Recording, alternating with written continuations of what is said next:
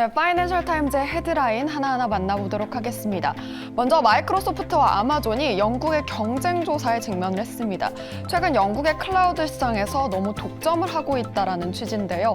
과연 이렇게 어떻게 흘러갈지는 지켜보셔야 할 것 같습니다.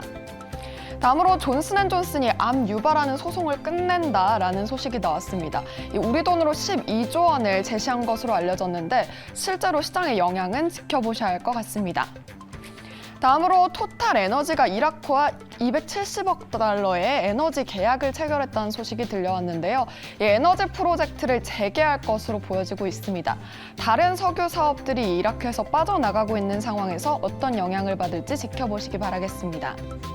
마지막으로 자라 소식 들려드리려고 하는데요. 최근 러시아에서 사업을 계속해서 매각하려고 했었는데 이 매각 승인을 획득했다는 소식이 나타났습니다.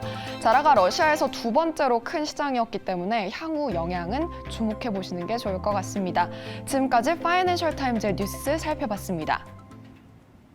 네 가지 파이낸셜 타임스의 주요 이슈들 픽해드렸습니다. 이 안에서 저희는 첫 번째 이슈는 추동훈 기자와 함께하도록 하죠. 기자님 안녕하세요. 네, 안녕하세요.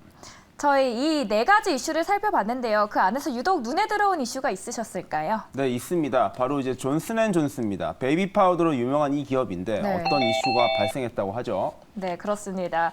존슨앤존슨 써있죠. 헤드라인에도 오늘 주가가 개장 전부터 3% 이상 상승하면서 시작을 했는데 왜 그랬을지 본문 통해서 보도록 하겠습니다. 존슨앤존슨이 바람 논란을 일으킨 자사 베이비 파우더 제품에 제기된 소송 해결을 위해서 원고 측에다 배상금을 무려 89억 달러를 내겠다라고 제시를 했습니다. 킥박스 볼까요? 그 배경에 대해서 간략하게 설명을 드리면 소송은 지난 2014년부터 시작을 했습니다. 소비자들이 이 회사 베이비 파우더를 사용하다가 암에 걸렸다면서 제품 원료인 성면을 원인으로 지목을 했기 때문입니다. 존슨앤존슨은 자사 제품에 발암 물질이 포함되어 있지 않다라고 부인을 했습니다. 다만 관련 논란으로 제품 판매가 급감하자 2020년부터는 이제 안 팔게라고 하면서 미국과 캐나다에서 관련 베이비 파우더의 판매를 중단을 합니다. 월스트리트 저널에서는 이번 제안이 받아들여진다면 제조물 책임에 따른 손해배상금으로는 손해에 꼽힐 만한 대규모 금액이라고 합니다. 저희 관련된 그림 함께 보도록 하겠습니다. 이번 소송으로 인해서 존슨앤존슨 주가 장중에 4% 이상 넘는 모습을 보였는데요. 결국 그렇다면 주가가 상승했다. 존슨앤존슨에게는 호재로 해석을 해도 좋을까요? 네, 일단은 주가가 올랐다는 거, 소송금을 많이 내는에도 불구하고 이랬다는 측면은 긍정적으로 평가했다라고 보시면 될 것 같은데요. 자, 정확한 원료명은 활석입니다. 이제 영어로는 탈크고요. 성면이 포함된 건 아닌데 이 활석이라는 원료가 성면 근처에서 채취가 되고 성면으로 이제 분해가 될 수도 있다라는 이슈 때문에 문제가 되고 있습니다. 자, 활석이 포함된 제품은 바로 베이비 파우더입니다. 사실 존슨앤존슨을 대표하는 상품인데요. 이 상품에서 이러한 활석 연료가 암을 유발했다라는 원고 측 사용을 했던 사람들이 소송을 제기하면서 이 문제가 불거졌다라고 보시면 될 것 같습니다.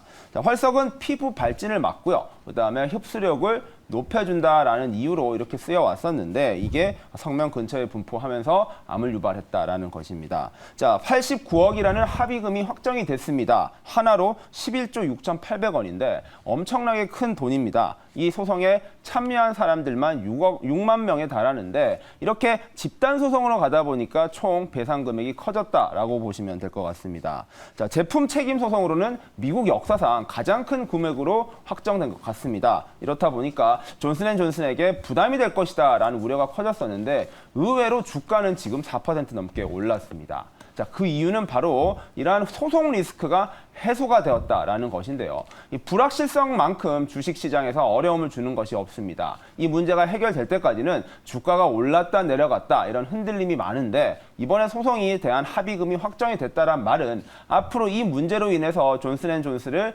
괴롭히는 경우는 없다라고 보시면 될 것 같습니다.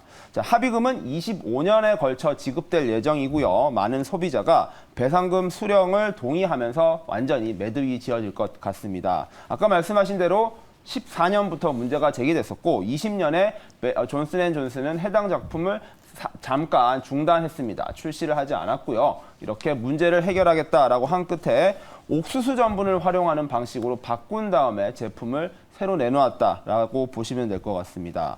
자, 이제 20년부터 해서 캐나다와 이제 미국에서 활석 연료를 포함된 파우더가 안 나왔었고요. 올해부터는 이제 다시 판매를 하고 있는 상황에서 과연 이 존슨앤존스의 이제 주가에 긍정적인 영향을 미친다라는 측면이 어떻게 갈지도 한번 봐야 될 것 같고요. 자, 여러 가지 문제들이 있을 겁니다. 이런 상황에서 과연 기업들이 갈 수 있는 방향 어떤 것들이 있을지도 봐야 될 것 같고요. 또 화장품 제품 같은 경우에는 지금 이제 코로나가 끝나는 시기에 다시 주목을 받을 수 있는 산업으로 꼽히는 만큼 존슨앤존스가 이런 문제를 해결했다는 측면에서는 얼마나 더 주가가 더 올라갈 수 있을지도 지켜보면 좋을 것 같습니다. 존슨앤존슨 하면 대표적으로 떠오르는 게 그 분홍색 베이비 파우더인데 옥수수 전분을 사용했다는 게 굉장히 새롭고 또 문제를 해결했다니 다행입니다.